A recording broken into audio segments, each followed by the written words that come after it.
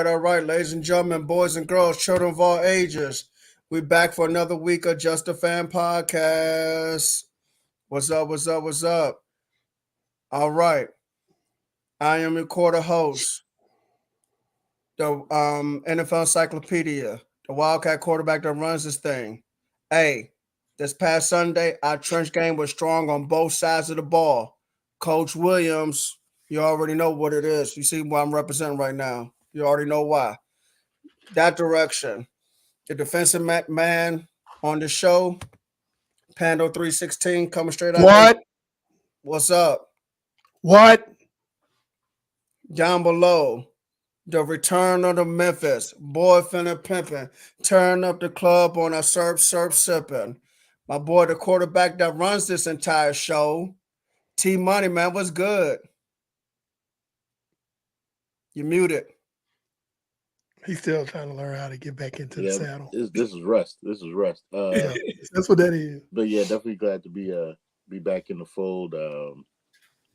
It's been a minute taking care of different things with life. Life is lifing, but everything's all good. Glad to be back on here to talk football. Don't mind the hat. I'm really not trying to copy. It's just a bad hair day. So I'm gonna rock the hat so I don't look crazy on my time back. So, but I'm here, man. Let's go on and talk about this football thing. All right, man. Hey, just real quick, man. Just want to touch on the unfortunate passing of former NFL tight end Frank Wycheck. Yeah. He had moved back to Tennessee to be closer to his family. He had fell in his home, hit his head. I think they found him unresponsive, and at some point he passed away, I believe, on Saturday. He leaves behind 2 adult daughters and 3 grandchildren. He went to University of Maryland College Park as a tight end, was drafted by Washington, eventually ended up in Tennessee. He's famous for actually throwing the football and one of the most famous plays in NFL history, the Music City Miracle, in the playoff game against the Buffalo Bills. I think that might have been a wild card game. And Derek Mason caught that and scored a game-winning touchdown. And I believe that was the same year they even went to the Super Bowl and lost to the Greatest Show on Turf, the Rams, falling 1 yard short. Gentlemen, any thoughts on Frank Wycheck? Yeah, he's a very, very underrated tight end in the realm of tight ends historically in the NFL. People don't really realize how good he really was. The stats won't actually show that, but he was a major cog in the wheel of that machine in Tennessee at the time. Steve McNair quarterback. Tragically, that's 2 people from that Super Bowl appearance team that have passed away, with Steve McNair passing away a few years back. Yeah, it's just a loss when anybody is no longer with us. But it's even, when it's somebody that's way before their time passed away. So thoughts and prayers to his family and to his teammates, because I'm sure he was loved by his teammates as well. So, yeah. I share the same sentiments as Eric. You talking about a guy, again, numbers won't show it, but you one of the more clutch tight ends in that era. Talking about we'll say late mid '90s or the early 2000s. I Yep. mean, you're talking about a clutch player. I just remember if you needed a first down conversion, if it wasn't Eddie George getting it for you, more than likely he was the one that was catching the football to move the chains. Very, very clutch player, um, and a great human being. I think he was nominated one time to be man of the year. I think he was nominated by his team to be man of the year for it one season. So, a great human being. Um, yeah, prayers and condolences to his family. That is truly heartbreaking, and to his teammates and to all of Titans Nation that remember him. And I'm positive that the Titans will honor him properly when they get everything situated. But yeah, terrible loss. Feel real sorry for that. Definitely, definitely, definitely. In that era, man, he was one of the best, definitely one of the best tight ends. It was him, the likes of Shannon Sharp, Shannon Sharp. Mm-hmm. Ben Coates, who was also to me Mm-hmm. another underrated tight end that played for the Patriots. Mm-hmm. Um, uh, I think Frank Wycheck emergence was after Jay Novacek, because Novacek had retired mainly by then. But yeah, Frank Wycheck was definitely one of the best tight ends. For sure. And I think with McNair, George, and Wycheck, it gave Mason out of nowhere time to develop as a number one receiver, Absolutely. and he developed as a nice number one receiver. Now he wasn't like fantastic, but he was good He enough was good enough. Mm-hmm. as a number one receiver at that time in Tennessee. Yeah, for sure. So yeah, condolences definitely to his family. Um, like Eric said, man, that's two guys from that Super Bowl roster that's gone, man. Yeah, that's rough. That's That's rough. rough.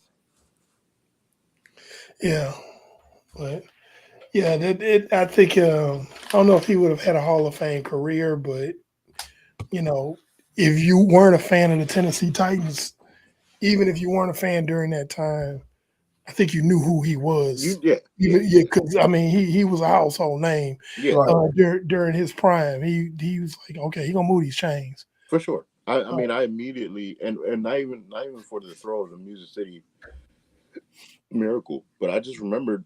That's why I immediately said, third down conversions. I just remember his name always being called when they needed a clutch play to move the chains or in the red zone. If it wasn't Eddie George, more than likely he was the one catching the rock. Like he had not a Hall of Fame career, but he was definitely a great player for them for sure.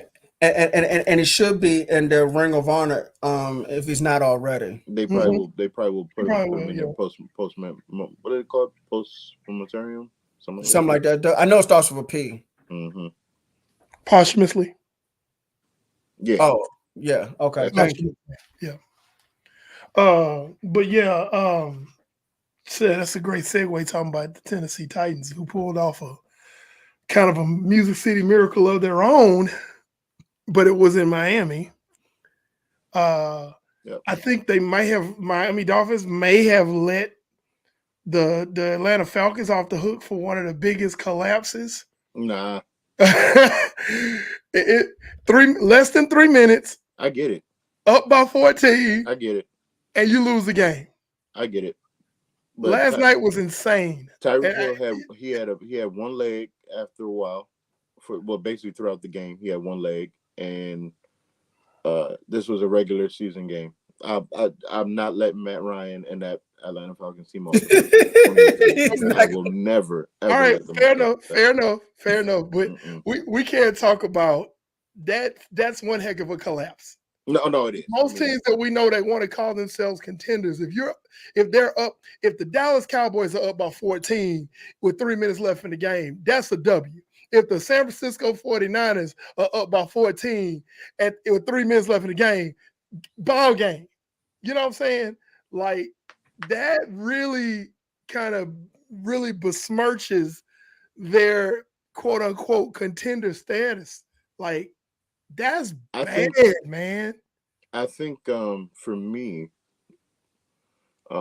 because I was one of the ones that went to sleep thinking like, okay, Miami You got weren't the only back. one. But I think it's one. I think that's a good feather on the cap for Mike Vrabel. Yes, definitely. I had said it earlier to some coworkers. I said, that win alone, that and Will Levis development, is probably going to at least give Mike Vrabel one more year to see if he could turn it around. Mm-hmm. And for Miami, I just think they're still like the new kids on the block. They're not used to being winners like that for a long time. They're not used to being ones that's going to get teams that's going to get their best shot. I think this is a learning experience for. They're fairly young. When you look at the offensive side of the ball, it's a fairly young squad. And McDaniels, I mean, he's technically been around for a while, but he's still fairly young as well. And so I think this is more so like I wouldn't look at it so much like, oh, the franchise is collapsing or the team's collapsing. It's Oh more no, of like course not. No, this I is like a wouldn't. learning lesson that you got to take. Like, don't put your foot off the gas. They fell You know, down a flight of stairs last night. yeah, like Yeah, you but gotta be yeah, able to no, put. they're still a good team. Yeah, you gotta put. Yeah, they're a good team, but you gotta know how to put games away. And I think this is just part of the process of them growing and learning, because they can really do some things this off season. When you think about going to Florida, no taxes. The team is talented. You see it. Your coach is player friendly, but also a offensive wizard in a sense. So you can. It's a lot to look at Miami between the draft and free agency that you can build. It's not like we got to find a franchise QB. We got to find it. No, they got pieces. So now you can really fill this thing out. And I would like to see how they are next year, more so than this year. I know a lot of people are high on the Dolphins. I know we even said it, but I never looked for them to go far in the playoffs. I felt like they were just a year too early to really put that on them. But like next year going forward, like depending on how their offseason is, man, I would be excited about it, because we were unsure about Tua, with the health issues last year. Mm-hmm. And like I said, I know they overall as a team has kind of dipped from how they started at the beginning of the year. But, if Tua gets to have a full offseason, he comes out this season healthy. We haven't heard of a Tua injury this year, right? No, not at all. He's been He's been he's relatively. I think he's played Yeah, every game and taken Yeah, almost every snap unless they pulled him early because they had the exactly. lead. I mean, So yeah, because he's I an think MVP that candidate. Broncos game they pulled him early. Well, yeah, so that's the only game they pulled him early then. Yeah. Yeah, So he's an MVP candidate right now. He's Right, he's, exactly. he's on the backside of it, but he's still. but he's still in it. So Yeah, you give him now a full off season where he's not, trying to deal with any of the head injuries, like not doing any contact, and he can really get in. I would love to see how this team looks next year. They put a couple more pieces around. I think, and I know I'm harping too much on the team, because we gotta keep it moving. I think a mistake they made was letting Gesicki go. I would have loved to see Mike Gesicki, his skill set. I think people forgot who he was when he was at Penn State, because when he got drafted to Miami, the offensive scheme that they had there prior to Mike McDaniels was not good for him at all. But I would love to see Mike Gesicki in this system. so now, but let me ask you a question because he was there last year. So what happened last year for him not to even come back? He did well. He was still relatively productive. I think the money that his agent was probably gunning for. I'm just assuming. I didn't really look deep into it, but I think the money that he was probably looking for, he wasn't going to get there, because even last year they were so run centric. It still kind of took him out of the game. Okay. But having Tyreek and Waddle on the outside, to have him as a red zone, because that's one of their issues this year, is their red zone efficiency. They can hurt you with a long ball, long run. You get them, you get them out in space and start running. You can't keep up. But if you force them to have to methodically get down the field, red zone is where they have issues. And I feel like he really would have shined in this offense, Especially this year. Yep. especially this year for sure. Real quick, moving to the other team, Tennessee. Yeah, It looked like Will Levis is going to be the starter for the foreseeable future. for sure. I can't see Tannehill coming back.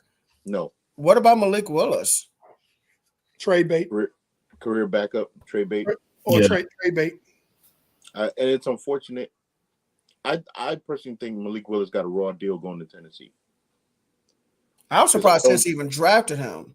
I was somewhat shocked as well. I don't think they know how to develop quarterbacks. I just don't think they can. I don't think that's in Mike Vrabel's DNA, and he doesn't have a offensive staff person. I don't think. I'm saying this somewhat loosely, but just based on what I've seen in regards to Mariota being there, Tannehill was kind of already a polished product to them, and you didn't really see an elevation from him. Same thing with Malik Willis. We knew he was going to be a project coming out of Liberty, but we never saw the progression take place. When I watching Will Levis play, he looks like how he looked at Kentucky. So next year, I'm going to really look and be like, okay, is he taking the next steps? Because right now you look exactly how you looked at Kentucky. Right. I was never that high on him. I just knew he could play, and he didn't say he was a bum. But I'm like, you got to have a lot of pieces working in his favor around him. Now you got an aging D-Hop who's still D-Hop, that amazing catch that he did. Still, he's still nuke. But, that nuke don't detonate as often as he used to. Right. Derrick Henry ain't going to be doing what he doing but so long. He kind of looking like a mutant out there, but still, so I got to see how this offense develops. And it's why I don't know if y'all remember, I said on the show I felt like Mike Vrabel was going to be on the hot seat this year because I just didn't see the Titans progressing to improve and really try to take a wide open AFC South. Go ahead. So let me say this about the Titans, because that kind of segues us into another segment. Everybody know how you get a subscription to something, or you have a bank account, or and you get paid on a Friday, and you pay all your bills kind of, and then all of a sudden just you get these debits out of your account, and those are those hidden fees that you can't stand. Yeah, Apple. They don't really break you. You're not broke, but you're just like, God dog it, there goes, man. I want to do such this weekend. That's the type of team that Tennessee is becoming right now. They're that team that just mess up weekends and stuff. So that segues into talking about some of these teams that we don't expect much out of them the rest of this season or put them to make the playoffs, but they have enough juice to just be pesky, to just be an annoyance to teams that are well on their way and doing their thing. So that I like to call those hidden fee teams, because you know how you get hidden fees and they just hit your account. And you're like, wait, where that $25 come? What? Oh, that's okay, great. That type of thing. So Tennessee, and they proved it last night, Tennessee is one of those hidden fee teams. The New York Giants, after what they did to the Green Bay Packers, is a hidden fee team. They 3-0 under Tommy DeVito. There you go. They're a hidden fee team. We know New York's not going anywhere, but they can be a hidden fee team. Consequently, I wanted to bring up something that's really funny. Okay. Right. Those of us who follow movies, y'all know there's a movie called Coming to America starring Eddie Murphy. Now, for those of y'all who really know that movie well, there's a scene where Eddie Murphy's character, Akeem, was trying to get in good with the girl he likes, Dad, at the restaurant. And he was like, McDowell, did you happen to see the contest on last night? No, I didn't. He said, oh, it was most exhilarating. The Packers of Green Bay were playing the Giants of New York. And in the end, the Giants triumphed by kicking a ball made of pigskin through a giant H. It was a most gripping experience. That literally happened last night. blew my mind. I was like, Yeah, it is. wow, that literally happened last night. I just had to bring that up. I don't want to deviate from what we're talking about, but I thought that was hilarious.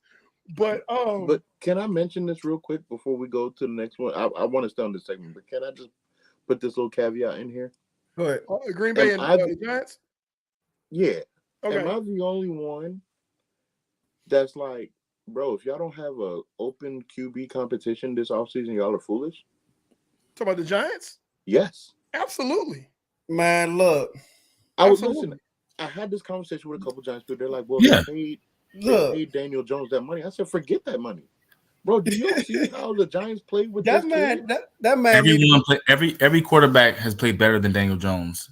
Tyrod Taylor played better than Daniel Jones, getting paid a lot less. And Tommy DeVito is some rookie free agent from Upscare State University D2 school. That offense is working. It looks like an NFL offense for with him. Yes, and but you already got Saquon endorsed him. One of the other captains on the Giants team endorsed him, talking about they're like, yeah, we know he's undrafted and all that, but the kid makes every throw. He's tough as nails. Hey man, if Daniel Jones is starting next year, you're gonna lose that team. But it's a case where you're fighting for relevancy by making a splash in the headlines. They made the playoffs for the first time, and I don't know how long. And they gave them all that money to give their fans hope rather than doing what's best for the team moving forward to win games. And now they're on the hook. They're locked in with Daniel Jones, so they don't got to start him. But they got paid to do for a long time. And I'm going to enjoy seeing that dysfunction play out. We said it on the show when it happened. That is a mistake. We all said it. When he got that contract, we were like, what the hell? And none of us had him going to the playoffs despite that. Exactly. We was like, oh, you got contract extension? You gonna remain a starter? You're still not going to the playoffs. And not just they're not going to the playoffs. They're not going to playoffs because you're the starting quarterback. Exactly. Because of you. Right. Yes. Yeah, it is. I think we all picked. Yeah, we were unanimous across the board. All four of us picked the Giants to finish dead last in that division. But things are looking up for him now because, fortunately, Daniel Jones is no longer a starter, and DeVito looks like I'm not going to say the real deal just yet, but he's definitely playing a better brand of football than Daniel Jones. Listen, it's fortunate for me because if I can have Washington to remain and get that top 2-3 pick, man, you talking King's ransom. I don't even want to get into it because I don't even want to get off topic, but just as a Commanders fan, I'm excited about this offseason more than any other offseason I've ever been excited about. This is the offseason I'm excited about with the potential of what can be the attraction for the new GM and head coach. And yes, you heard me correctly, new GM and head coach. Yeah, because right now you guys are picking 4th overall. Yep. So Tristan, who's your hidden fee team? And this is when you said that they're just pesky, right?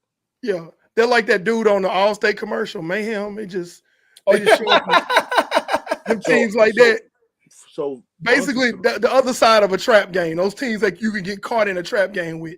So honestly, the team that I had originally was the Texans. I got to see what's up with C.J. Stroud and that concussion protocol that he's in, and his receivers. I mean, he lost like 3 receivers in one game, like 2 of them in one game. So he lost Tank Dell the previous week, and then he lost Nico Collins and tight end Dalton Schultz. Yeah, and then he got smacked on that hard turf, and now he's in concussion protocol. So it was them. Honestly, though, y'all might not think about this, but the Bucks, man, they're that fly that just kind of, the fly that kind of whistles past your ear a little bit. Yeah. Like, where you come from? And then they disappear. No, they not. You know what? So let me rebut that. I'm going to rebut I'm going to rebut both your Houston and your Tampa Bay. So Houston has an opportunity if C.J. Stroud pulls out of this concussion thing, all right, to actually win their division. So we can't really when we say hidden fee teams, these are teams that we know aren't going anywhere. We're positive. We're positive they're not going anywhere. And then Tampa Bay, because the NFC South is so bad, Tampa Bay can still win that division. So then basically Denver's eliminated. And actually, you know what? Well, I don't know. I don't know them because the teams that I would have thought of, like the Raiders, don't scare nobody. So I don't put them in that because they can always be had. So I don't put them in that regard. Oh, no. You misunderstand me. These teams definitely can be had because we look at them as, yeah, right. But they have those type of, like, let's be honest. Who thought Tennessee was going to win that game last night? No, nobody. Exactly. Who thought the Giants were going to win that game last night? Absolutely not. That's my example. That's what I'm talking about. Teams like that. It's like, they're not going to win this game. And oh, my God, they won that game. Well, honestly, it would honestly be Washington. Washington would really do that. And it's as a fan, I'm telling you, it's infuriating because they literally, I got to look at the schedule to see who else they're playing for the rest of the season. I know the Cowboys. I know we see the Cowboys again. So, but they be the kind of team that would like beat the Cowboys randomly just cause, and we'd just be like, "How did that happen? What the hell, man?" Yeah. You know what I'm saying? Yeah. And that's what I mean. Those teams like that is how did that happen? Yeah, Washington would be that team for sure. Yeah. So like, you know, my example of that going into my division, it would be a team like the Arizona Cardinals. Yeah. With Kyler Murray back because he will do just enough. Let me be clear. I still don't think he's a great quarterback, but he will do just enough. Buda Baker will make just enough plays to where it's like you were actually in a game instead of blowing them off the field. You know, they're that type of team. That's a hidden feeling. The thing that blows me with Arizona, with Kyler specifically, he just looks like he freelances out there. It don't look like plays being called and he's executing the play. Because is he still freelancing right now? To me, like he's still freelancing. Yes. I watched a couple games since he's been back. So basically, what we're saying is this man has yet to learn his lesson. No. Yeah, no. Because have not. Hold on. And the reason why I'm saying this is because you was embarrassed nationally via contract, then have been signed originally with the language saying that you need to turn off your game system and you need to turn on whatever account you use to access your playbook. Okay. Right. So, and we're not saying he's dumb. No, I'm not saying that. But what I'm saying though is, after that happened, and then you get injured, you lost for the season last year. Yeah. You missed half of this season. You come back, and you would think someone would have learned a lesson about this whole freelancing thing and say, "Look, I need to get into my playbook." I know. Hold on, give me a finish. Let me just finish real quick. Yeah, I need to get into my playbook. I need to know these plays. And I need to execute these plays how they are designed, okay? Whether it's a high-low concept, whether it's a left-right concept, right-left, whatever it is, I need to be able to execute these concepts. No, I'm going to still stay out here and continue to freelance despite me being embarrassed naturally with this contract that was originally signed. Now, of course, the language got pulled out, but come on. So, yeah, but you know why, though? You know why? The first game he came back, he broke off like this 30-yard run. Then the very next play, he scrambled around and threw like a 40-yard bomb. When he does that, I hear you, but I want you to think about it from a coaching perspective. What's going on in Arizona? They don't know what's happening, what's going to happen, as far as the coaching staff, the team, and all that stuff, right? Here's the thing. I mean, I'm assuming the guy's going to be there for a while because they just hired him. But with all the craziness that happened this season with the Cardinals before Kyler Murray came back, and then for him to do that, and then I think they won that first game that he returned, they're looking at it like, well, shoot, we're not going to stop him. If he can keep making plays like that, what are you going to do? What's going to happen is that his body ain't going to be able to keep doing that. You can't, and then it's going to be too late to learn. Michael Vick he said it on the Pivot podcast that they had Michael Vick on a couple weeks ago. He said he wished that he took it more seriously when he was in his prime body, because you can't, and it's I was gonna say this for later regarding Jalen Hurts, but you know, and since you brought up Michael Vick, yes, you was an electric 4-3 quarterback coming out of Virginia Tech. With a But gun when you ran into the going on. Eagles that one game, you ran into a buzzsaw. When you ran into the Tampa Bay Buccaneers that other game, you couldn't out physical them.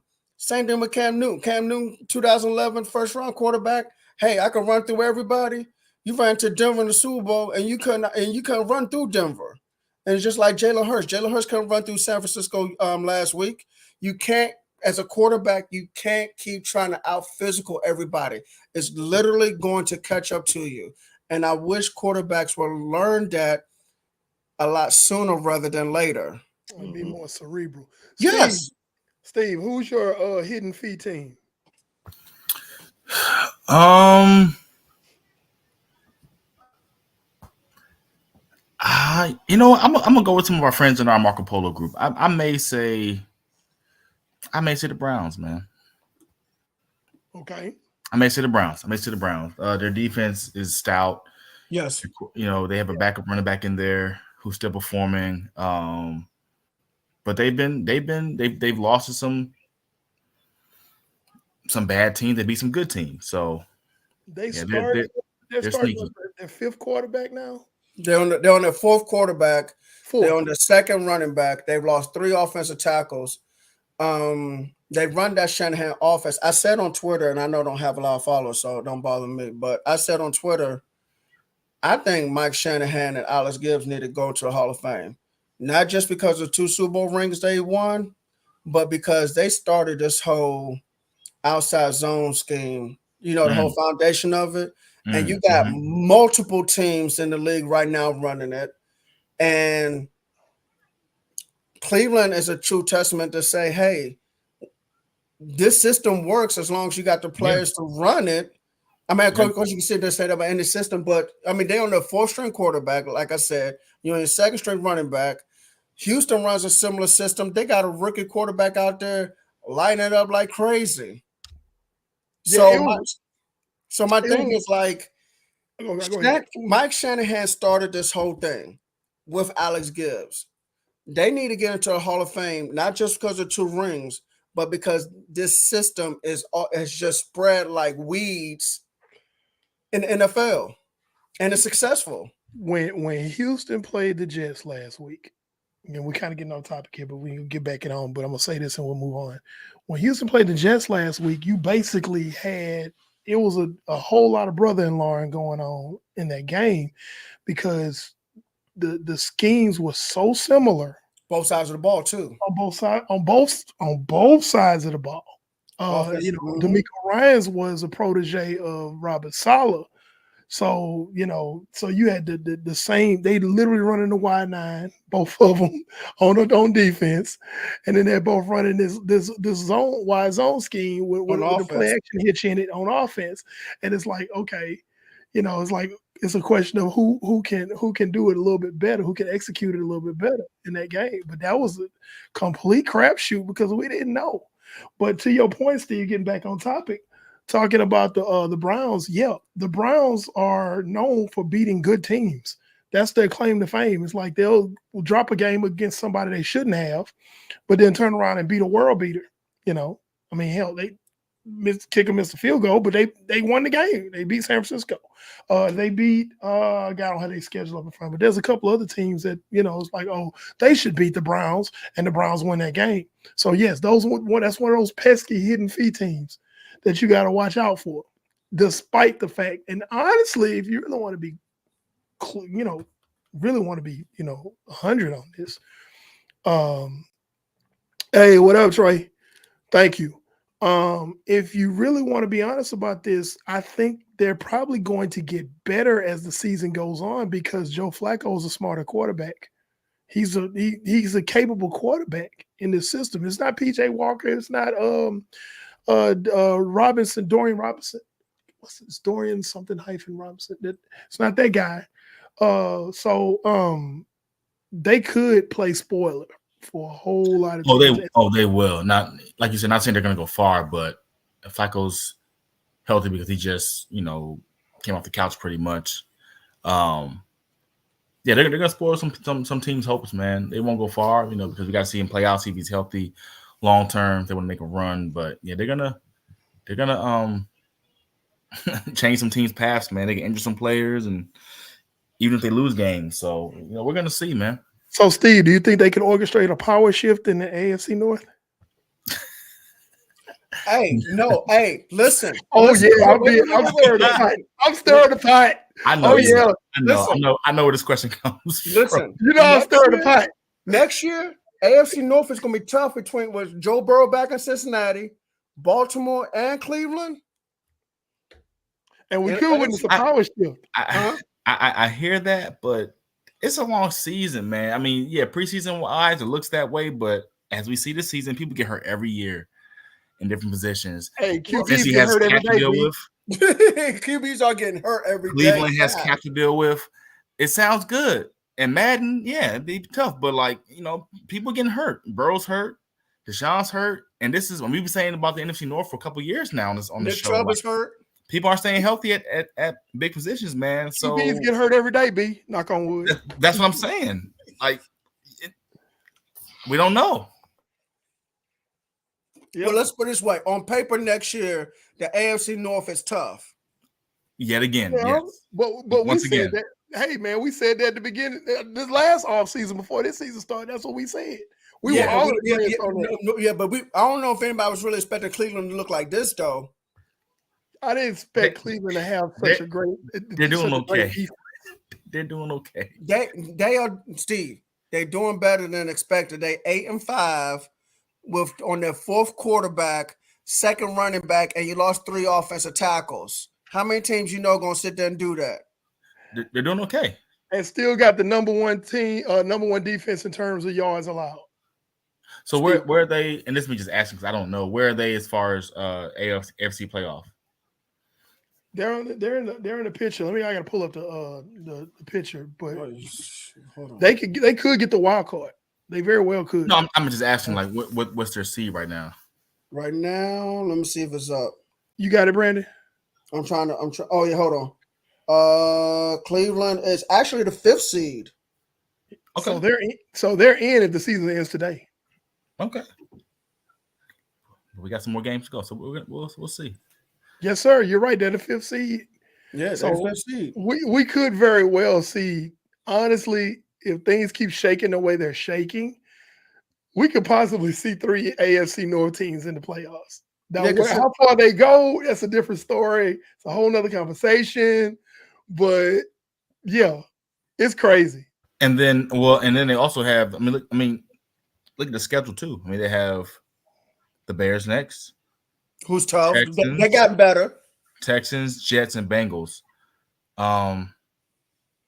They could sneak in. Because of the schedule, I would love for Dallas to have those opponents remaining, but it's a different story. Hey, Chicago's defense gotten better this year.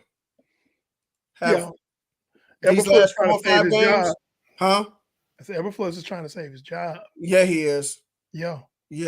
And that boy, there's somebody who's a former Washington Football Wizard defender who finally got double-digit sacks. No, he's not in San Francisco. He's in Chicago. Oh, you talking about Sweat? Mm-hmm. Okay. Yeah, you had bubbles like, man, what the hell are you talking about? Okay, yeah. Yeah, no, we were waiting. They were really, really proactive by giving him that deal because I was like, at least let him play a few games before you decide to give him that deal. They gave him that deal before he had even played it down in Chicago. So, but in the grand scheme of things, let's go ahead and keep it a buck. I don't think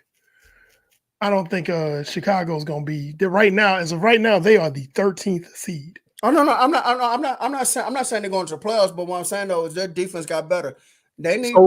So Brandon, is that your hidden fee team? Yeah, because they can smack some offenses in the mouth and make them come up short in some points, and if they score enough points, they can win a game or two. I don't know how many games they're gonna win, but we'll see what happens. Okay, so speaking of pesky, moving on, I'd like to talk about how the Kansas City Chiefs probably could have won 2 more, maybe 3 more games had they had better wide receiver play. Oh, absolutely, absolutely. That's everyone knows that's their issue, and I don't know why they're not investing in the receiving core. Well, I do know why, because last year you need to, you know. But no, let's go ahead for the people at home that don't know. Basically, Andy Reid has had the reputation throughout his career to make things work with middle of the road to below average receivers and make his offense work. And, you know, it's not working this year. Okay, Kadarius Toney has been the MVP of the opposing team's defense for at least 2 games this season. Yeah, because the other day he decided to line up at cornerback and try to defend his own teammates. What? And then and that game against Philadelphia, every single wide receiver, not named Travis Kelce, I know Kelce's a tight end, but every single person that tried to catch the ball, they had WD-40 on their hands. Valdez Scantling, he dropped a game winner against Philadelphia. Yep. Kadarius Toney early in the season, he had a plethora of drops. What's up, Mo? He had a plethora of drops. Hey, what up, E? Thank you. He had a plethora of drops against Detroit. That was a game that they could have won.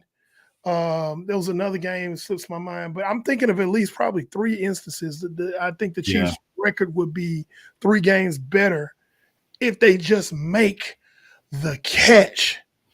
Doesn't really spectacular. Just catch the ball. They lead the league right now. Fun stat, because y'all know I love stats. They lead the league right now in drop passes out of all 32 teams. That's not good. That's not good. I still don't know why they even traded for Kadarius Toney. Like I that was such a random transaction or deal. I'm gonna say something really unpopular. They should have went ahead and kept Juju Smith-Schuster. Well, that, and to be honest, when you pay Pat Mahomes what he got paid and what he's going to start collecting real soon, like what next season, I know where you're going. Go ahead. You need to invest in the best receiver possible. Yes, I mean there were some top receivers up on the trade block. You got to go for that, man, because guess what? As we're seeing now, they're not catching the ball. Yeah, they're cheap, they're fast, and that's all KC has been known to have us when it comes to receivers. The only receivers. Go ahead. No, I was gonna say the only receivers that's available who can at least catch the football for them is T.Y. Hilton and Jarvis Landry. No, he's talking about going in the next. No, they could have got D-Hop. Now. They could have got D-Hop. Yeah. No, I know they could have gotten D-Hop, but what I'm talking about is right now. Because they need some. No, it's too late now. It's too late for them now. I mean, it's talking on playoffs. I'm saying they should have went after D-Hop and been very serious about that, about getting him. Yes, and that's the I guess the mentality of the coaching staff, Andy Reid. He's made a lot of stuff work. I mean, think about his days in Philadelphia. Todd Pinkston. Freddie Mitchell, James Thrash. These guys that was before T.O. got there. Yeah, these guys were not world beaters, but they were still putting up a whole lot of receiving yards because you had Donovan McNabb slinging it to okay receivers. And it comes down to, and KC been spoiled because they've been very successful recently. It comes down to guys that are going to catch the ball. It's not about speed because guess what? The KC offense plays break down all the time. Mm-hmm. The reads are shown. He moves, it breaks down. It comes down to catching the ball, possession only in that offense. It just comes down to that at some point. And they just have speedy guys that have great numbers, combine numbers, and can get open if it's, Ask Al Davis how that worked. Say it again. Ask Al Davis how it worked. Remember Al Davis, a 4-2, 4-3 guys couldn't catch a doggone. Exactly. Darius Hayward-Bay. Yeah. Exactly. They got to invest in that receiving core. Yeah. So, it's not so much about the speed. A lot of times it's about Can this guy catch? Can this guy run precise routes? Can this guy play smart and make himself available to his quarterback when the play breaks down and make plays off schedule? That's what really counts. So, meanwhile, Tyreek Hill is in Miami and is an MVP candidate, might hit 2,000 yards, provided his ankle's okay. Yeah, because I was going to say that ankle, I don't know, man. That's 50-50 right now. Yeah, so and that's going to play a huge bearing on them moving forward, being a real threat. Definitely. So yeah, so let's go ahead and get to what we I think everybody waiting to watch this show about. I got a call on my phone and it said fraud alert and it had the Eagles emblem on it. The Philadelphia Eagles have been exposed, point blank. In 2 weeks, they have been completely blown apart. First by the San Francisco 49ers. For those of y'all who pledged before, it's like getting in the cut and then y'all the bros come in with the paddle. Anyway, I ain't going in there. But San Francisco had the board first. Then they passed the board to the Dallas Cowboys. And right now, game recognized game, and Philadelphia, you're looking kind of unfamiliar. Bottom line. Yeah. So well, I don't think they're unfamiliar. They've been winning games. But if you watch, I know you do. I'm saying if people watch the games and see how they're winning and what, because every team has a weakness, right? Put context in it. Every team has a weakness. Going off of the game we played on Sunday, the first Cowboys-Eagles game, you kind of saw what it was like. Oh, Dallas, I'm not being a homer, Dallas could have won that game. Some things didn't go their way, but you saw that Philly was exploited as far as their offensive reads on pass plays. The D-line not getting pressure. I mean, Dak had a clean pocket the entire game in Philly, the entire game the other day, and it was exposed. And that's just what it is. I mean, San Fran exposed the same thing. That's why I knew, based off of how they played against Dallas, I knew San Fran would kill them. I knew that, no question. And I couldn't wait until Sunday night's game because I knew what it was going to be. It was not even a surprise. And yeah, it's to piggyback on what you're saying. Just schematically, they're and talent-wise, they're not the same team that they were last year. Last year, they were the bullies. They thrived off of defense and Jalen Hurts making a bunch of off-schedule plays. Well, the issue is that the secondary is not as good as it was last year. The linebackers are deplorable, even though they added Shaq Leonard, which his forte, and we talked about this ad nauseum in previous shows, Shaq Leonard's forte is not coverage. And where did they get ate up the most at? In coverage, the linebackers, they did. So, I mean, the 49ers just completely discombobulated them across the middle of the field. Tight ends, short passes to receivers and to the running back, and then Jalen Hurts to neutralize him. Basically, all you have to do is not go for the sack, but just keep him in the pocket and force him to beat you from the pocket, which he showed in the last 2 weeks. He could not do. Listen. Go ahead. My bad. Real quick. You know what Philly did last year? They pulled the LA Rams from a few years ago. Brought in all the personnel, went all in, put all the cards on the deck, spent all their money to win now. F them picks. It didn't work out for them. And they've won more games this year than, in my opinion, I expected at this point. But they're in the same boat. Went all in, and little gimmicky. They were exposed. Now I'll stop there. Go ahead, B. All right. Unlike a lot of people, especially in national media, I never believed in Jalen Hurts. and I never believed in the Philadelphia Eagles. Last year, as long as they got into 3rd and 1 or 4th and 1, they were going to do that brotherly shove stuff to keep the drive extended. No problem. That's fine. Number 2, they led the league in sacks. And I felt like they was going to have a regression. Now, I wasn't expecting this big of a regression, but I had a feeling they was going to have a regression because I think that's kind of hard to duplicate. I never believe in their secondary. I think losing Chauncey Gardner-Johnson is bigger than people think. Slay keeps getting older. Bradbury's overrated. He's still making big plays, though. I will say that. I know you don't want to hear that. Who? Slay, he's still making some good plays. He still makes plays, but he's getting older. I'm just saying. Okay. He's no longer big play Slay. He's sometimes I make a play Slay. Thank you. And Jalen Hurts, I'm gonna say I've said it before, and I'm gonna say it again. In that 6 running back offense, he is a running back that can throw the football. 1 read and gone. RPO, that's it. That's what he is. He's been like that since Alabama. That's why he got benched for Tua in that championship game. Yeah, I agree. I was with you. Lincoln Riley made him a 1 read and run quarterback at Oklahoma. Okay. And Dallas and Jalen Hurts rookie year, Dallas put CJ Goodwin as a spy on Jalen Hurts and made him throw for the pocket. Boy, no.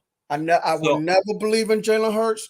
You're not going to be able to convince me. That's why I just said earlier on the show. Jalen Hurts keep trying to out-physical everybody until he ran into San Francisco first, and then he ran into Dallas this week.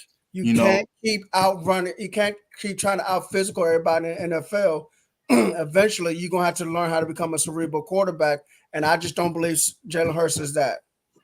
Okay, so I was with you on everything you were saying about the Philadelphia Eagles, especially the losing Chauncey Gardner-Johnson was huge in the offseason to the Detroit Lions because their safety play is deplorable. That was a big thing. They brought in Byard. That hasn't helped.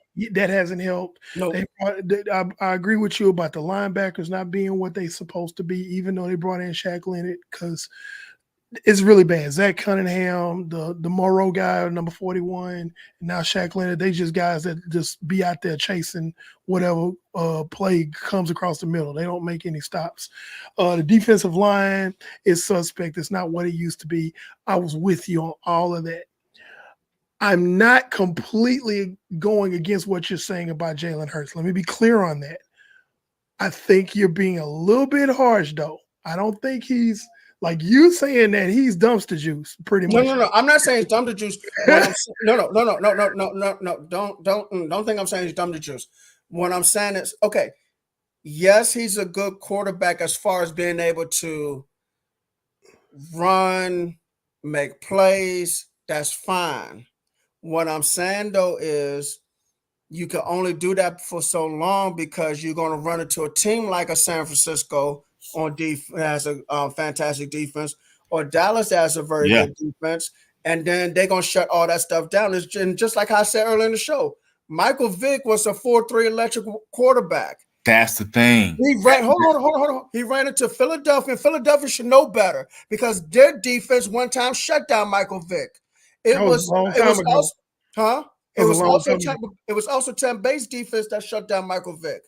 It was Denver Broncos in the Super Bowl that shut down Cam Newton. You can only do that for so long. I understand the whole physical gifts. I will give you that. As far as being this up here, that's not Jalen Hurts. And that's why I call him a running back that plays quarterback. That's a 6 running back offense. So what I'm hearing is I'm hearing because you're talking about Jalen Hurts the way I talk about Kyler Murray. And I'm sorry, Jalen Hurts is in a different tier than Kyler Murray. I'm not saying he's great, but I think he's a much better quarterback. I mean, he's still top 10 in quarterback rating, in passer rating. You know, Kyler Murray is not even There's never been like that. So Kyler Murray just out there winging it. I think, okay, I will give you Jalen Hurts is not the type of quarterback that just wings it like Kyler Murray. I will give you that. But I still think Jalen Hurts is a one-read quarterback. He's an RPO quarterback. He is. That's what he is. That does not have the athleticism as a Vic or even a Lamar Jackson to be able to do that. Right. No, he doesn't. I agree there. He doesn't. But yeah, so moving forward, the crazy thing is if you look at their thank you. Thank you very much.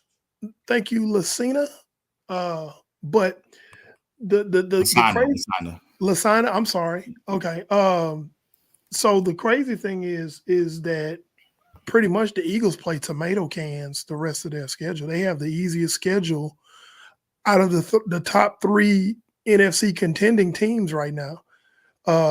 They have the easiest. San Francisco has the next easiest, and then Dallas has, if you really want to call it, the hardest. I don't believe in Buffalo right now, and we're gonna get into that in a minute. But I don't believe in Buffalo. I don't believe in Miami after last night. And Detroit is kind of iffy. And we don't know about Tyreek Hill's injury. Listen, I hear that, but I'm sure any other team would love a different 3-game stretch than that one. Oh yeah, of course. Yeah, because the Eagles right now they have tomato. This is a fact. Yeah, they have.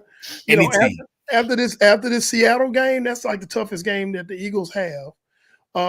Dallas has 3 quote unquote tough games, and then they gonna beat the crap out of the Commanders. Probably be resting people because by that time the seeding will have been decided by week 18. I'm willing to bet.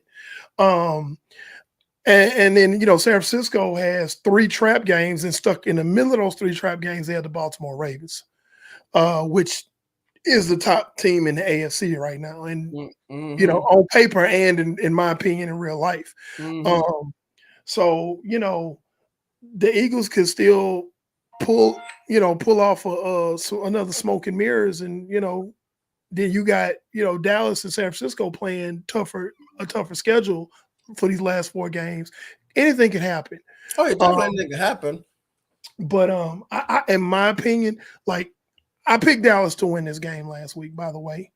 But I didn't see that coming. Not that. Like, for example, the 49ers, I was expecting the officials to come into play in that game and we lose like a 3-point game or whatever. But the officials actually pretty much called a fair game, except for the 5 false starts in the 4th quarter they didn't call. Lane Johnson takes off before the center even touches the ball. But I didn't expect that level of beatdown. So I expected us to kind of win if the game was called fair, but the fact that they went into Philadelphia and did what they did to them, Dallas is a tough team at home. If Dallas has not lost at home in 15 games now, so going to the link and beating the Eagles, that was a big thing.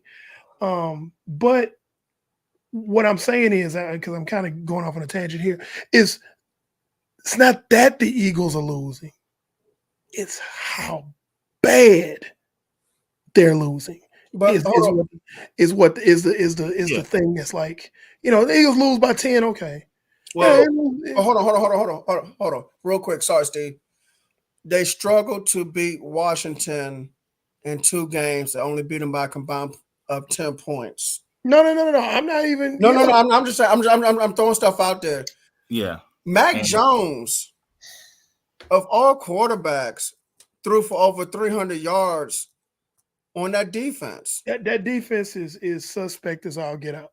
But at the same time, it was like, okay, if they lose, it's not going to be a shock. They lose by 10. It's not a shock. They lose by a touchdown. It's not a shock. But to get literally violated 1 week, realize how big this game is this week, and they get violated again. But that's the thing. But that's the thing. Listen. Like Brandon said, you can't help it when you're used to being able to make one read and roll out. San Fran and Dallas have the best defenses. They plan for the containment. They plan to spy.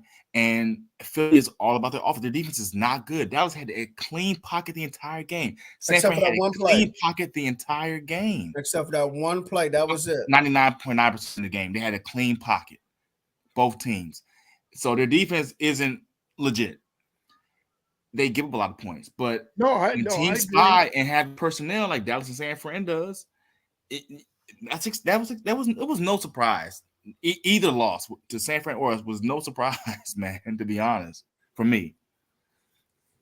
Yeah, so I'm just curious to see how they're gonna respond from this, because they're gonna have to respond, because you have no other choice now. Wow. Yeah, because right now, and I'm looking at some of the power rankings, because everybody's power rankings comes out on Tuesdays and everything. So I'm looking at, some people still have the Eagles in the top 5, and I'm like, after that, you lose, you get a bad beat down, okay, but you got 2 in a row. You didn't lose by a plethora of points this week and then lose by 3 the next week. No. You got your skull crushed one week and came back, and they jammed in the metal plate that they put in to replace your skull the next week. So, it's like that says a lot. That's not, it's not, hey, we lost by 3 here, we lost by 7 here, we lost by 13. No, these are beat downs. So they could be in trouble, and they leaving the door wide open for some of these teams at the bottom of the NFC. The bottom of the seeding. They were in Jerry's house, and Dallas team is most legitimate in the Dak era. Of course, Philly was getting spanked. Yeah. I was just saying Dallas is strong at home. Yeah, and how you say her name? Lasana, I think. Lasana? Yeah, I agree with what you're saying, because it's like I was expecting Dallas to win, but I was expecting it to be way more competitive, given the fact that it's the division game. Because, division games get way more intense, even though one team is clearly better than the other. Mm-hmm. When they play each other, the field kind of gets leveled just a little bit, which I'm going to go into that when I talk about my picks. But yeah, let's get off of that. Jalen Hurts is clearly out of the MVP running. Right now, the odds makers have Brock Purdy a nose ahead of Dak Prescott in the MVP race. And I want to say like a close third, a distant third is Tua Tagovailoa, then followed by like Tyreek Hill and Christian McCaffrey.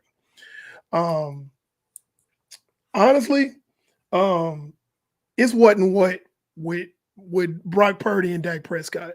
And everybody knows how I feel about it really is. Everybody knows how I feel about the Dallas Cowboys, but I'm not going to sit up here and be like some media pundits and put my feelings in it. I'm going to just say facts. Dak Prescott is playing the best football of his career right now. He definitely is, of his career. No, definitely. Right I agree. So I'm not, you can't, and that's what I hate about a lot of talking heads. Some people just all in their feelings and everything. And it's like, it's you got to go facts over feelings. And the fact is that Dak Prescott is playing the best football of his career. Now, going on, talking about Brock Purdy is on pace right now to throw for 4,600 yards. And he's leading a team that's basically demolishing other teams. And you still have people that are hanging on to, well, they lost 3 games in a row. He didn't have Deebo Samuel and Trent Williams in those games. Okay. Well, he's only that good because he has weapons. Okay, take CeeDee Lamb, take away Ferguson, take away Pollard. Ferguson, honestly, I don't even want to count him as one of the big weapons. But you take away Pollard, you take away CeeDee Lamb. Okay, he's had a couple of good games, man. You cannot compare Ferguson to George Kittle. Stop. I'm not saying he's George Kittle yet, but he's playing well. I'm not saying he's an emerging tight end. And he's emerging. And he's not a George Kittle or Mark Andrews. He's hurt. Well, he doesn't have that lifespan. He doesn't have that career span yet. He's just in the second year. Right. But I'm talking about Dak Prescott's established weapons. That's what I'm talking about right now.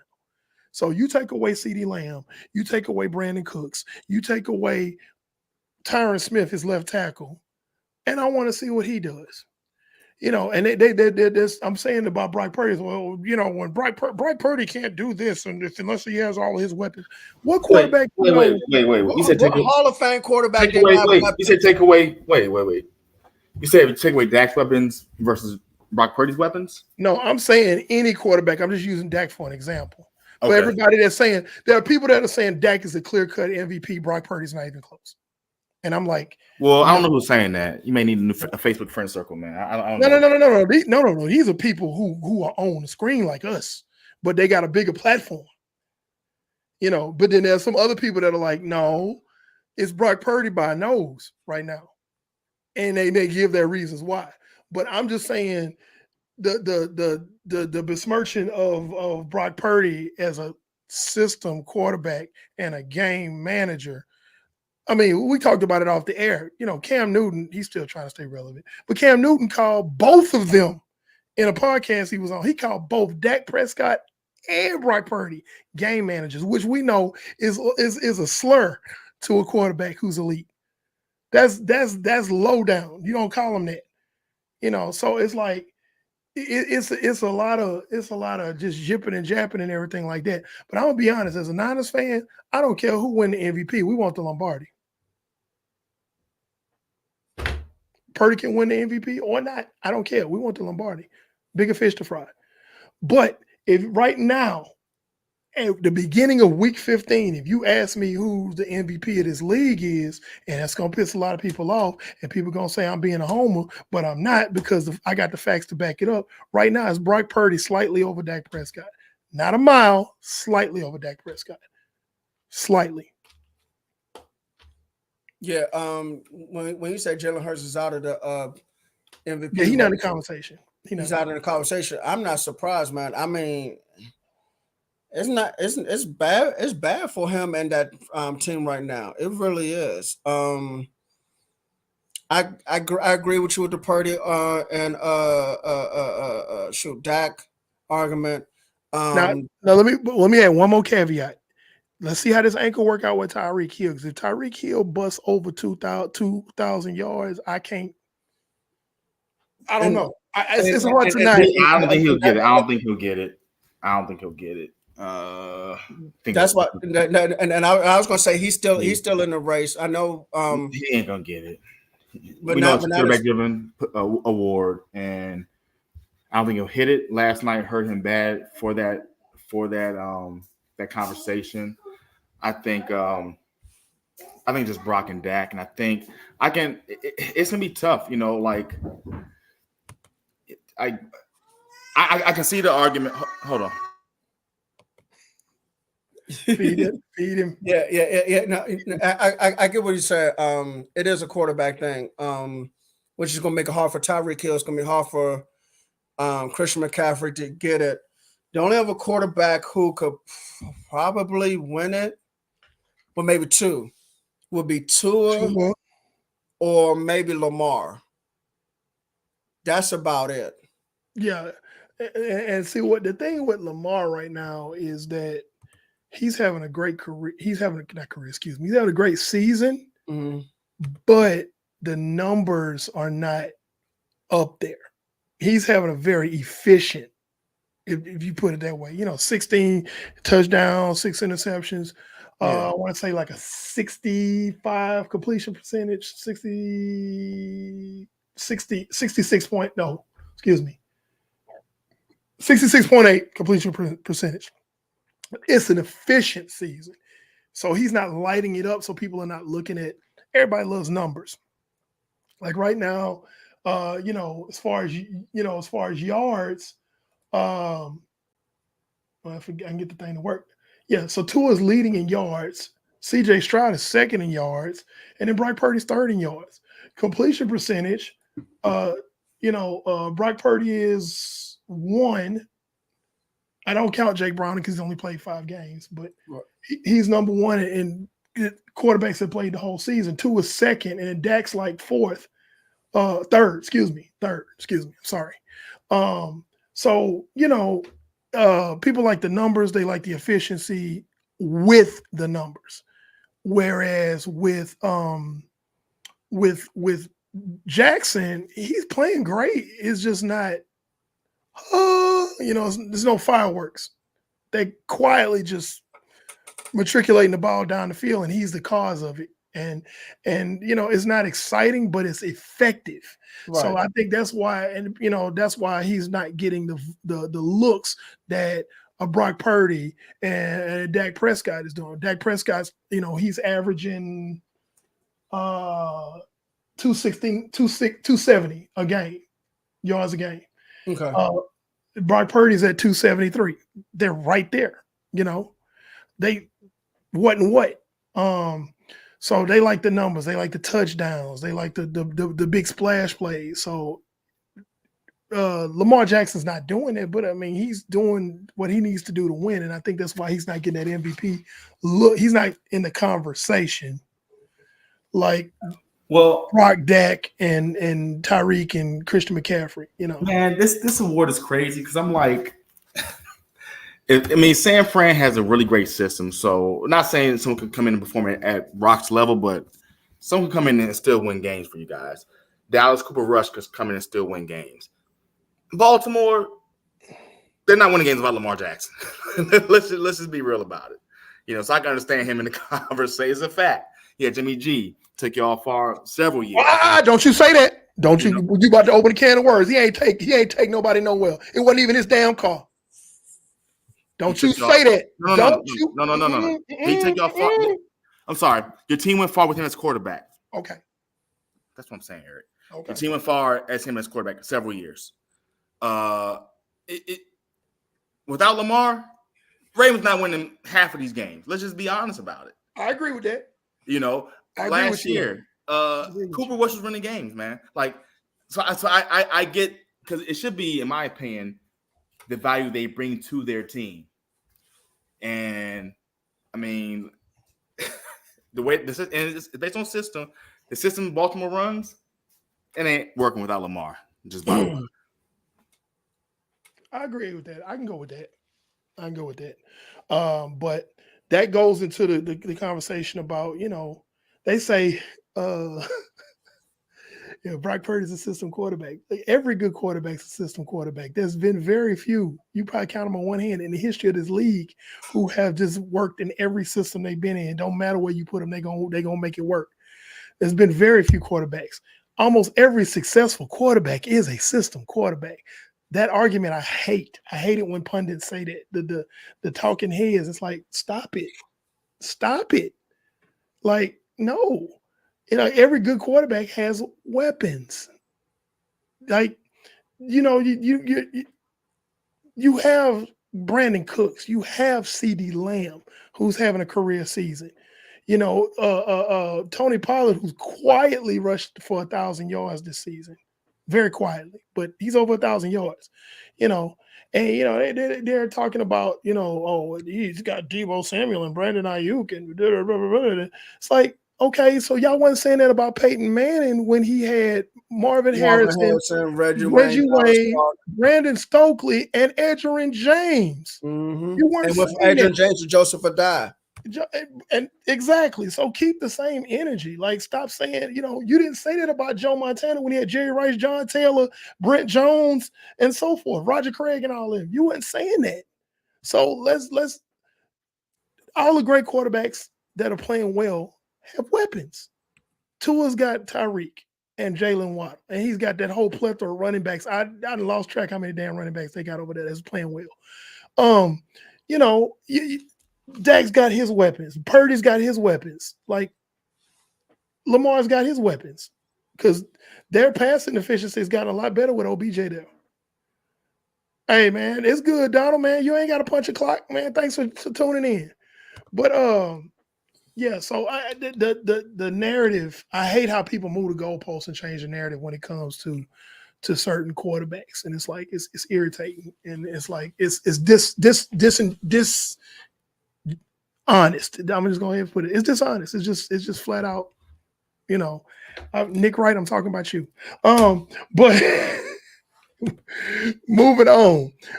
We ready for some picks or what? We covered No, we ain't ready for no picks. Huh? Huh? What did you say? It's time for Pando's picks. Why do you do that? That is weird. That's creepy. I don't know why you. That's creepy. Okay, so week 15. Well, first of all, let's go back to week 14. It was 9-6 because Miami and Green Bay just. I'm like, what are y'all doing? And then CJ Stroud got hurt, so that changed a lot. But yeah, and also Pittsburgh laid an egg too, so that messed up a lot of my picks. A lot of unexpected stuff. This week is nuts. I'm gonna be honest, because of injuries that have happened this last week and so forth. Anything goes. So this is one of the times I can't even put a stamp down and say yes, I'm gonna go over 500 on my picks this week because there's too many people in the infirmary and too many other variables coming into question. So first game Thursday night. But before I go, Thursday night, y'all gotta flex these games. The Chargers are playing the Raiders. No Justin Herbert. But it's a Thursday night game. Why is it a Thursday night game? That definitely be a 1 o'clock game. Yeah, thank you. Y'all got to do better, Amazon Prime, NFL. Y'all got to do better. Don't nobody want to see the Raiders play on Thursday in prime time. No, stop it. Don't nobody want to see New England in prime time. Stop it. Anyway, I'm still picking the Raiders to win. Justin Herbert has a broken finger. He's out for the year. I don't know much about Easton Stick, but this is definitely a pick'em game. Easton Stick.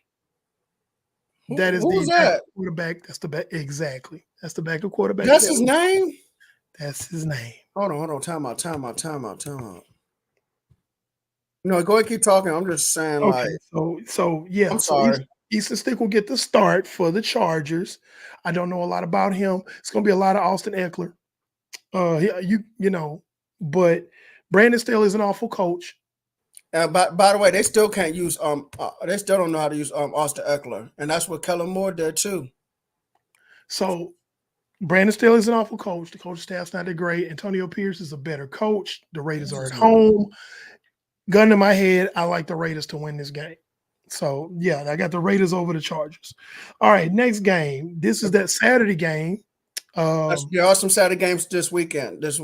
Yes. You have the Minnesota Vikings at the Cincinnati Bengals. I like Jake Browning. He's playing extremely well. He's using weapons around him. Is Browning over Mullins? Yes. That's the primary reason why I'm taking Cincinnati. Yes, there you go. Because Nick Mullins was a 49 once, and we were all like. And by the way, we don't know about Justin Jefferson health now with this other injury. That's the next thing. So those are the two variables that have me selecting Cincinnati. Cincinnati still has all their weapons. Jake Brown is being extremely efficient, and they can do enough to win this game. Mm-hmm. So I like Cincinnati over Minnesota. Next game, Pittsburgh at Indianapolis. Pittsburgh, you just lost to the New England Patriots. And guess what? Indianapolis playing better this year than I thought they would. I got to take Indianapolis. I have to because, man, Pittsburgh looks But here's the crazy part. Y'all want to hear something crazy? If the season ended today, the Pittsburgh Steelers would have the 6th seed. That's nuts. That is insane. Pittsburgh will have the 6th seed. Excuse me, 7th seed. They lost. 7th seed. It don't matter. They still in. That's my point. I didn't have that. But all these quarterbacks, man. Yeah. So, but I like Indianapolis to win this one. And it's mainly quarterbacks in the AFC. In the snooze fest. Denver versus Detroit. Detroit's at home. I still like Detroit. They have backslid so bad. And yes, Steve, I saw your little comment. I already told you that when Dallas win this game, I was going to say that they was better than Detroit. And Dallas is better than Detroit now because Detroit has backslid. They've fallen off. Okay? They're still alive, but they've really fallen off. That being said, they're at home. I just like Dan Campbell's coaching style. And I feel like they're gonna galvanize and they're gonna put something together and whip Denver. I think they'll beat Denver. I think they. You know what? I'm gonna go against you, I got Denver winning by 2. Denver by 2. Yep. That's a weird spread. I got Denver by 2. That is a weird. Why? I don't know. I just do. That is strange, dude. I'm a strange person. Yeah, we know this. Yes, yes. That no argument for me on that. No. Okay. So Chicago at Cleveland. Joe Flacco's playing good ball. Chicago, I still think is an illusion. They're playing a little bit better, especially on defense. Especially on defense. Justin Fields still does not impress me. I feel about Justin Fields like you feel about Jalen Hurts. So, that's my thoughts on Justin. He got to be able to show me more than what he's doing. Just almost take over, run one read and go. No. So I like Cleveland to win this. They're at home. That defense is still fierce. Mm-hmm. They're gonna be chasing Justin Fields all over the field, but I like Cleveland to pull that one out. Okay. Atlanta. I can see it. Peyton knows Campbell because Campbell was on Peyton's staff in New Orleans. Okay, yeah. So yeah.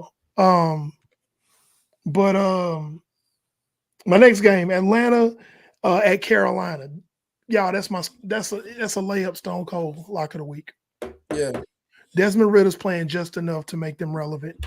But let's be honest, and no offense, Eric James, I know you watching right now, that entire division sucks. It doesn't even matter who wins that division because they're going to lose the first round of the playoffs to whoever the doggone 5th seed is. Yeah, the thing about it is the 5th seed could either be Dallas or Philadelphia. Exactly. So, yeah. Atlanta over Carolina, stone cold lock of the week. Okay. We still working on my graphic for that. Next game, this is Tampa Bay at Green Bay. Battle of the Bays. Green Bay's up there. It's probably going to be cold. I like Green Bay in this one at home. I think they're going to bounce back from that embarrassment by the Giants because people are looking at, man, you lost to the Giants? That hurts. Yeah, it does. And that messes with somebody's ego. That make you want to work harder. Mm-hmm. Y'all lost to the Giants, bro. Yeah, we did. They gonna win that game. Okay. Mm-hmm. So I like that. I like Green Bay. Next game, Houston at Tennessee. This is a pick 'em. Depending on CJ Stroud coming out of concussion protocol is what's gonna determine this. But very rare do you see somebody go into concussion protocol on Sunday and come out of it ready to play the next Sunday. Very rarely does that happen. So against my better judgment, I'm going to go with Tennessee over Houston. I look for them to win another game because Tennessee is that hidden fee team. That is going to really suck for Houston to lose that division game like that. But I like Tennessee over Houston. It's still a pick 'em depending on CJ Stroud's situation with his concussion. New York Jets at the Miami Dolphins. I don't think Miami's going to lose 2 in a row at home. If they do, cancel Christmas. Bottom line, it's a division game. They need it. They need to redeem themselves from that collapse that they had last night. I like Miami. Also, Tyreek Hill, it's going to really depend on that ankle. I still think they got enough juice to still beat the Jets, as good as that Jets defense is. They did lose their starting center and Connor Williams. I know that may not sound like much, but that is a starting offensive lineman. I'm just throwing it out there. That's big. Also, this is another battle of Kyle Shanahan proteges. You have Mike McDaniel versus Robert Saleh. And they both were in San Francisco at the exact same time. At the exact same time, Carl plays against each other in practice. They played chess with each other in practice. So we're talking about defense against offense. So they know each other very well. Mm-hmm. Honestly, that might be a game people really might want to watch. It might be really interesting. But I like Miami at home. And Jets have a good defense anyway. Yeah. The Jets defense was already good. Robert Saleh just took it up a notch. The New York Giants versus the New Orleans Saints. New Orleans is at home. Okay? Damn it. New Orleans, you at home. You got to come on, Who Dat Nation. Y'all got to show out. If y'all let the Giants beat y'all at home, man, I don't know. But I'm hearing in circles that New Orleans fans are really, really kind of hoping that the team tanks at this point so they can get rid of Allen. So that might be I think at this point, Saints fans just sitting back drinking and not saying nothing, as opposed to drinking and hooping and hollering who that, because I was gonna say this is the one time you can probably this is one time that Danny DeVito, Lord have mercy. you're not the first person to make that mistake. Tommy DeVito could probably rattle because New Orleans is loud. Mm-hmm. New Orleans is loud. Okay, Mm-hmm. you can really rattle Tommy DeVito, man. You really could. So yeah, I still like New Orleans to pull this out against the Giants, despite what the Giants did. It was a most gripping victory. Next game, I have the Kansas City can't catches versus the New England Patriots. I'm sorry, Kansas City, they got to win this game. I'm sorry, this will be an ultimate collapse of Kansas City loss, because I believe Kansas City has lost 4 of their last 6, if I'm not mistaken. God, yeah, so yeah, they got to bounce back in a big way, and Pat Mahomes, don't be a Karen, because that was a correct call last week. He was way off sides. But cornerback. Yeah, so I like Kansas City over New England. Next game, Washington at the Rams. I got the Rams winning this because at home, yeah, it's another pick 'em, but I got the Rams winning at home. But the Rams are not that good, and people still trying to give the Rams props. And y'all know how I feel about them. I'm like, they overrated as all get out. The only thing I'll give the Rams credit for is the rookie wide receiver sensation, Puka Nacua. He the real deal. He is a monster. And dare I say it, he's probably going to wind up being a better receiver than Cooper Kupp is. As controversial as all get out, but I've been watching him play. Hell, I got him on one of my fantasy teams. I picked him up late in the season, and he's been paying dividends, and he's paying dividends for that Rams offense. That being said, the Rams are going to win this game probably because Washington's defense is deplorable. So I like the Rams winning that one. San Francisco at Arizona. In a normal situation, San Francisco goes down there and skull drags Arizona. However, injuries. Right now, Charvarius Ward, the best corner on the team for San Fran, has a groin. Javon Hargrave has a hamstring. Eric Armstead didn't play against the Seahawks. So you're talking about both defensive tackles for the San Francisco 49ers out, two backup defensive tackles in, possibly the best corner out. So that being said, I still like San Francisco to win this game because Arizona's defense is deplorable and everybody on the offense for the 49ers is healthy. Okay, so I still like the 49ers to win this, but it may be a close one, kind of like the Seattle game, if you want to call that close. It's going to be something like that because the defense is going to kind of be on their heels with all these injuries. The two things that stop San Francisco is themselves and injuries right now. And the injuries, here come the injuries. Dallas at Buffalo. Interesting. I think we're going to see what the Dallas Cowboys are really made out of in this game, and here's why. Okay. Dallas was at home when they dismantled Philadelphia, but the question about Dallas is how well do they play on the road? And we're going to see what the personality of this team is when they go on the road. It's going to be cold in Buffalo. It might be snowing. And how well they're going to play against this Buffalo team at home and Dallas being on the road. Are they going to respond? Because great teams not only respond well after losses, they respond well after big wins. It's that defines your team. Because some teams, they get a big win and go out and lay an egg the next week because, hey, we this, that, and the other. So we're going to see what the personality of the Dallas Cowboys is.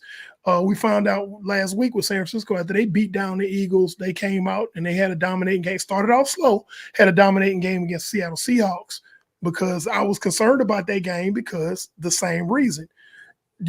What defines your team is how well you respond from a big loss and how well you respond from a big win as well. So we're going to see what the mental fortitude of the Cowboys is going into Buffalo. But I like Dallas winning this because Josh Allen likes to give the ball away. There it is. Josh Allen loves to give the ball away. Okay. Dallas likes to take the ball. So there you go. I don't even think Dak Prescott's going to have to throw for a whole bunch of yards in this game. I think the defense is going to get several turnovers, and they're going to give them short fields, and Dallas is going to pull this one away. Baltimore, Jacksonville.